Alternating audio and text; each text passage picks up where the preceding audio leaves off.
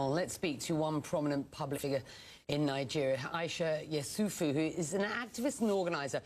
You may remember her from the Bring Back Our Girls movement. She is in Abuja today. I just want to get your reaction, firstly, to what you are seeing on the streets in Lagos. What's going on, to your mind? Horror. My reaction is absolute horror.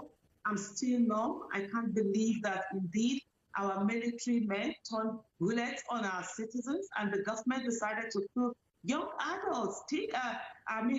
Our youth who came out and just simply to say that they want a right to live. And by coming out, they have been killed. It's just horror that I'm feeling right now. Stephanie's report reflecting that this latest incident is just one in a couple of weeks' worth of trouble. The major protests do seem to be occurring in Lagos. President Buhari has finally spoken about this, calling on people to have patience for police reforms.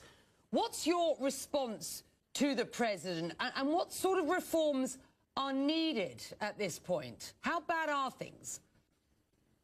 Things are absolutely bad. We have a culture of impunity amongst the Nigerian police. And, you know, a situation whereby a Nigerian police will say to you that they will waste you, they will kill you, and nothing will happen to them. They will even tell you the president will not be able to do anything. And indeed, we have seen it with the youth who are constantly being profiled, who are being killed, who are being made, who are being extorted from, coming out to make demands on the president to say to him, stop this killing. And what they have gotten instead is the fact that they have further been killed. And let's not forget that in June 3rd, 2019, a report was given to the president on the panel that he set up in 2018. And the president himself said in June 2019 that within 6 months, he was going to implement the recommendation from the panel. And here we are 16 months that the president hasn't done that. So whatever the president says, Nigerians are used to not believing his words, because his words and his actions, they always differ.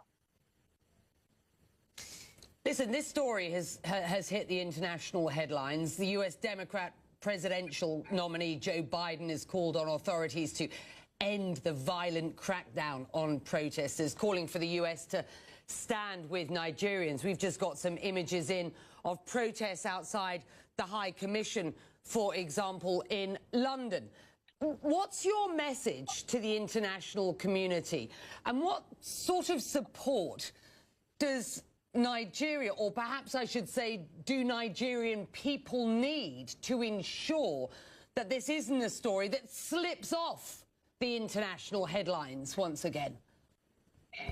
Well, what we want from the international world is that they should not look away while this horror is being inflicted on the Nigerian people. And we should look at the fact that we have a shared humanity, and also to call on the Nigerian government, which sadly seems to listen to the voices from outside rather than the voice of its people. So for the Nigerian government to stop killing its people and listen to the demands of the youth. The youth aren't asking for too much. They are simply saying that they should not be killed again. They're simply asking for compensation for victims of police brutality. They want an end to police brutality. They're asking for protesters that were arrested to be released. They're asking for reform. They are not asking for too much. So please, the world should call on the government of Nigeria, led by Major General Muhammadu Buhari and Professor Yemi Osinbajo, to stop killing the Nigerian people. It's a crime against humanity. A genocide is happening in Nigeria right now, and the world must not look away the way it has done in other genocides that have happened.